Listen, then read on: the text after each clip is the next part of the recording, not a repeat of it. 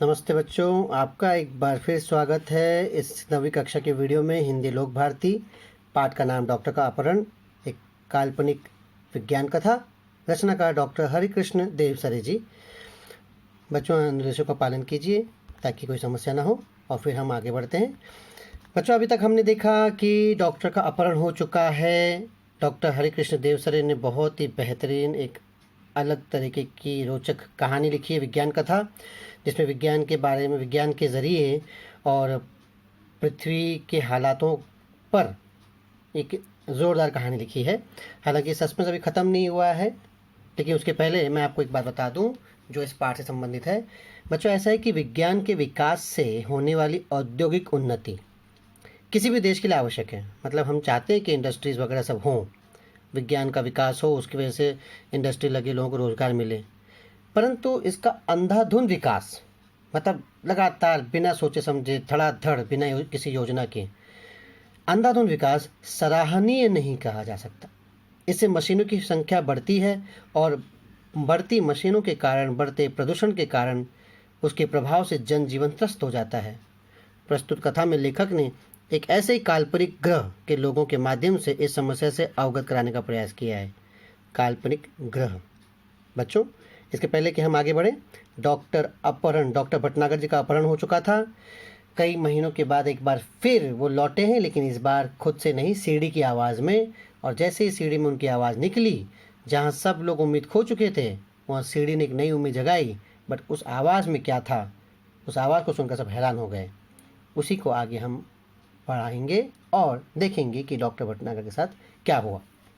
देखते हैं उनके सीढ़ी की आवाज़। तुम सब लोग मेरे लिए परेशान होंगे, शायद अब मरा हुआ समझ लिया हो, लेकिन मैं जिंदा हूँ और बिल्कुल ठीक हूँ। हैरानी की बात थी बच्चों, कई महीनों से गायब हुए डॉक्टर भटनागर जीवित थे।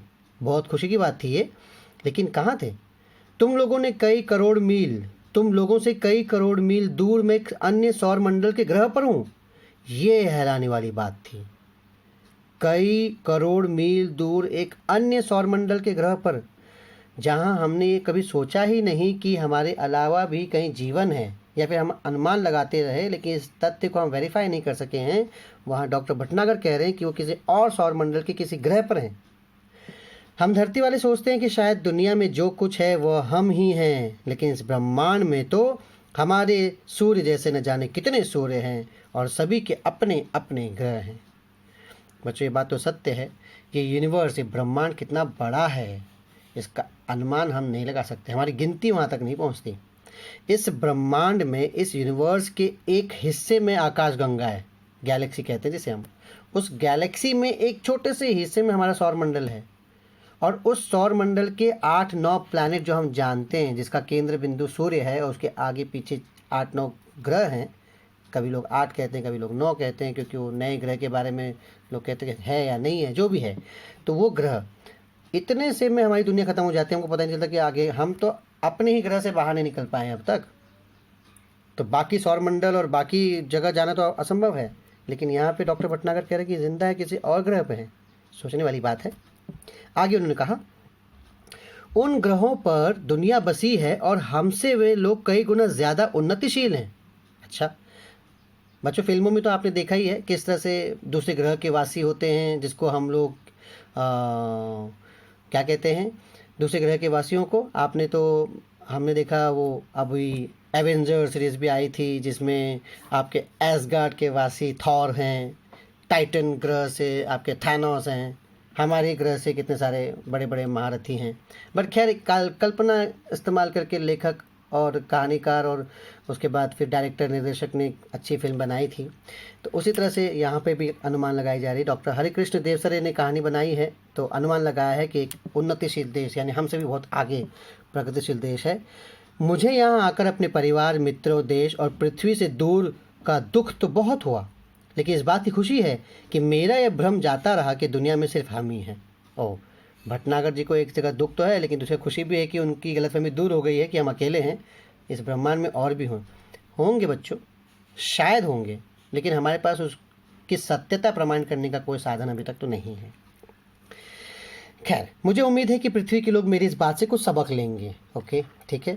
उसके आगे, हाँ तो पहले सुनो वो कहानी कि मैं कैसे आया। अमेरिका में हुए मेरे सम्मान और मेरे ज्ञान के बारे में इस ग्रह के लोगों ने गुप्त रीति से सूचना इकट्ठा की।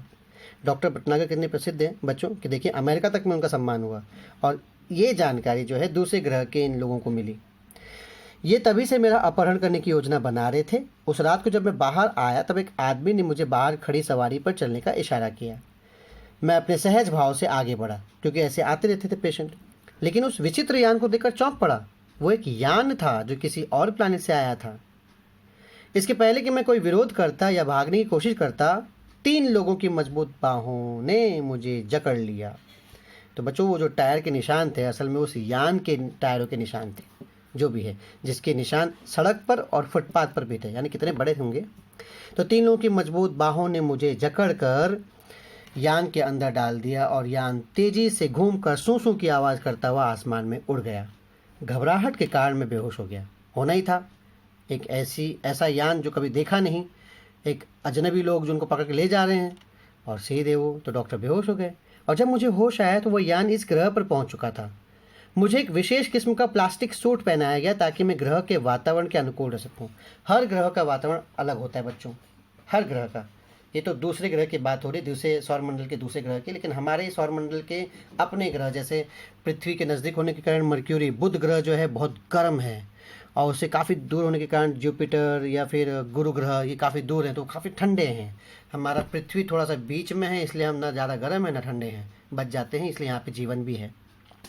तो खैर मुझे इस विशेष किस्म का प्लास्टिक सूट पहनाया गया ताकि मैं ग्रह के वातावरण के अनुकूल रह सकूँ। अब चूँकि मुझे यह आए कुछ काफ़ी समय हो गया है और मैं यहाँ से भागने की कोशिश भी नहीं कर सकता। कैसे करेंगे भाई, उनके पास खुद का यान तो है नहीं और इतनी दूर है, कैसे भाग कर आएँ? अगर आ भी गए तो बचेंगे नहीं। इसलिए मुझे आप सब लोगों के लिए संदेश रिकॉर्ड करके भेजने की अनुमति दी गई है। चलो अच्छा है, डॉक्टर भटनागर की जान नहीं ली गई है और उन्हें अनुमति दी गई कि अपने घर परिवार को संदेश भेज सकें। बट ये होने के लिए भी कई महीने बीत गए।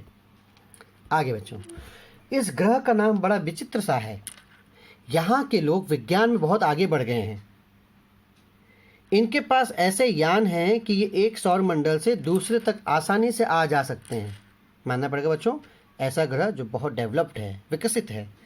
यहाँ भी लोगों ने रहने के लिए घर बना रखे हैं, कारखाने हैं, बाजार हैं, बस्तियाँ हैं, मोटरें हैं, सभी कुछ हैं, लेकिन हमसे बिल्कुल भिन्न। इनके अपने वैज्ञानिक सिद्धांत हैं। इन्हें कई सौर मंडलों, उनके ग्रहों के बारे में जानकारी है। हमारा सौरमंडल इनके सबसे निकट है, इसीलिए इन्होंने आसानी से मेरा अपहरण कर लिया। अच्छा, इसके बाद क्या हुआ? मेरे अपहरण का कारण जानने से पहले ये जान ले कि ये लोग चिकित्सा शास्त्र में बहुत पिछड़े हुए हैं।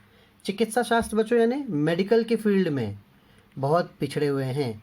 यह एक ऐसा ग्रह है जहां विज्ञान अपनी चरम सीमा पर पहुंच चुका है। अंतिम सीमा मतलब विज्ञान के सारे जितने भी एक्सपेरिमेंट, प्रयोग, नई नई चीज़ें बनाई जा सकती थी, ये सब बनाए जा चुके हैं। यहाँ के आदमी अब आदमी नहीं मशीन हो गए हैं। यहाँ के आदमी अब आदमी नहीं मशीन हो गए हैं। बच्चों ये कुछ कुछ हमारे प्लान से भी मेल खाता है ना, पृथ्वी से। यहाँ भी तो ऐसे कुछ हो रहा है, हम मशीनों के गुलाम होते जा रहे हैं। और इसका नतीजा ये हुआ है कि धीरे धीरे आदमी का महत्व कम होता गया है। तो ये असल में कहानीकार किसी और ग्रह के ज़रिए अपने ही ग्रह की बात बता रहा है बच्चों। अब इस पूरे ग्रह में मशीन ज़्यादा और आदमी कम है। जो लोग हैं वो मशीनों के गुलाम हैं। हम भी तो मशीनों के गुलाम हो रहे हैं ना बच्चों, मशीनों से ही सारा काम करते हैं। आज कैलकुलेशन भी करना है तो पहले लोग दिमाग से यूज़ कर लेते थे, मन में गणित बैठा लेते थे, मन से ही पहाड़े पढ़ लेते थे। आज छोटी छोटी पहाड़े पढ़ने के लिए भी हमको कैलकुलेटर यूज़ करना पड़ता है। हम लोगों के अपने परिवार के लोगों के फ़ोन नंबर भी याद नहीं रख पाते हैं। हमको फ़ोन नंबर मोबाइल में सेव करके रखना पड़ता है, मोबाइल से देखते हैं, उसमें इतना बिजी हो गए, कभी मोबाइल खो गया तो अपने आप को निहत्था पाते हैं। सारा काम हम मशीनों के ज़रिए करते हैं, जिससे अब कई आदमी बेरोज़गार हो चुके हैं। तो नई नई परेशानियां हैं।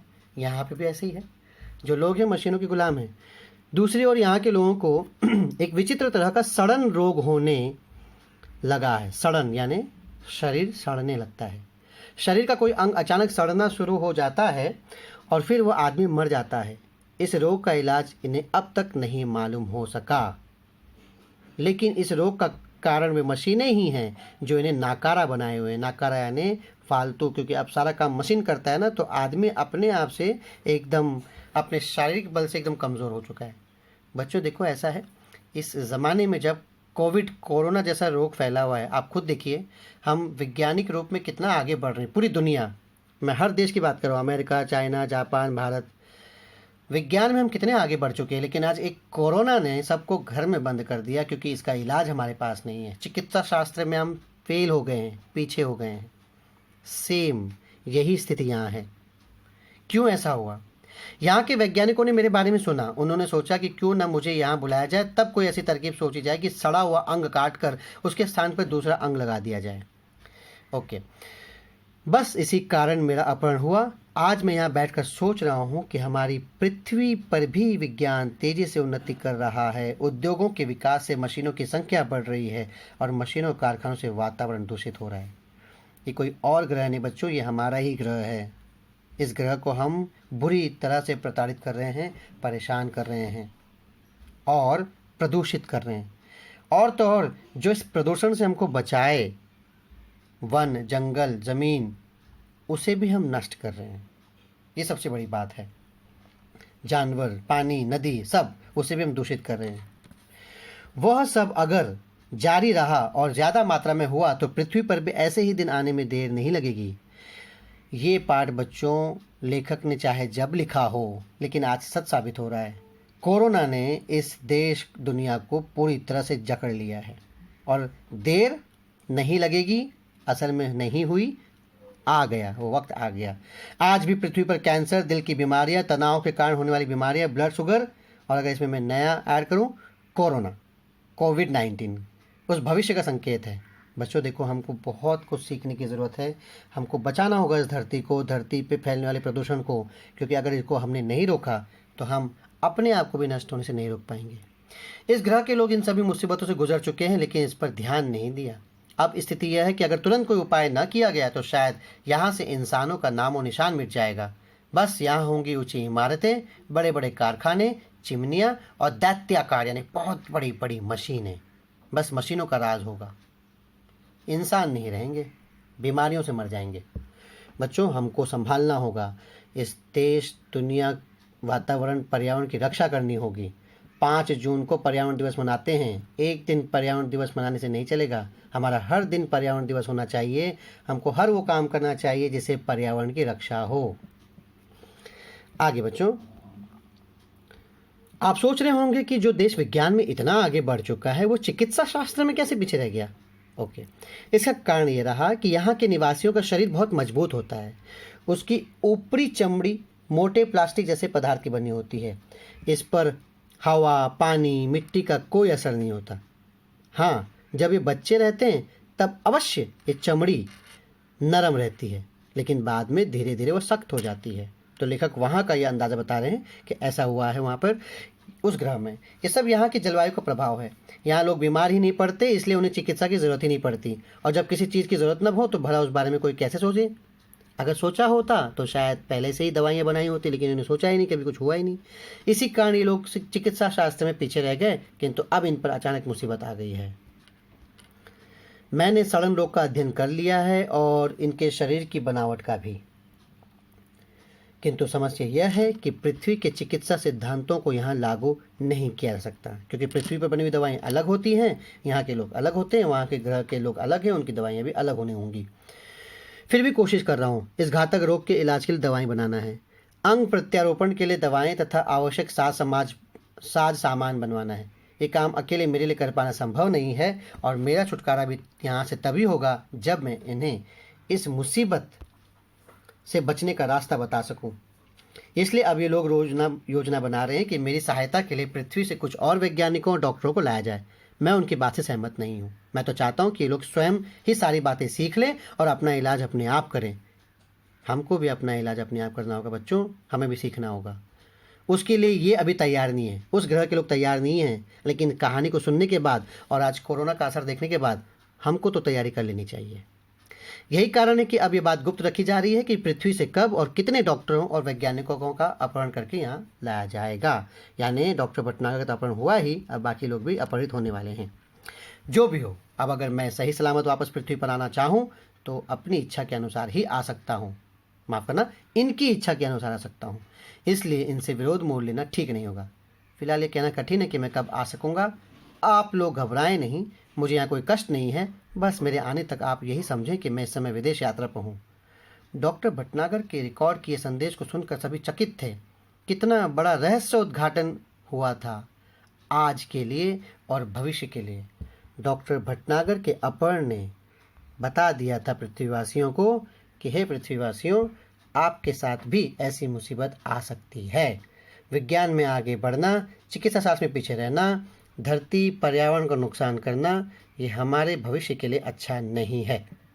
इस काल्पनिक कथा, विज्ञान कथा के माध्यम से डॉक्टर हरिकृष्ण देव सर ने बहुत अच्छा संदेश बच्चों हमको दिया है कि हमें औद्योगिक विकास करना है, प्रगति करना है, लेकिन इतना अंधाधुंध भी नहीं कि हम अपने ही भविष्य के साथ खिलवाड़ करें और हम समझ ना पाएँ कि किस तरह से हम पर्यावरण को नुकसान पहुंचा रहे हैं। अगर हम एक पेड़ काटते हैं तो 10 पेड़ लगाएं। इसी तरह से जैसे जैसे हम पर्यावरण का नुकसान कर रहे हैं उसी तरह से पर्यावरण को संभालें, तब जाकर ही हमारा जीवन बच सकता है। बच्चों, यहाँ पर हमारी एक कहानी विज्ञान कथा समाप्त होती है। आपको कैसा लगा बताइएगा। पसंद आया तो वीडियो तो मुझे सब्सक्राइब कीजिएगा, लाइक कीजिएगा, और कुछ भी आपको समझ में ना आया हो तो आप मुझे DM कर सकते हैं। धन्यवाद बच्चों। तो आप भी ध्यान रखिए, पर्यावरण को सुरक्षित रखिए, पानी व्यर्थ मत गवाइए, प्रदूषण मत कीजिए और जितना हो सके उतना सुरक्षित रहिए। धन्यवाद बच्चों, अपना ध्यान रखिए, मिलते हैं।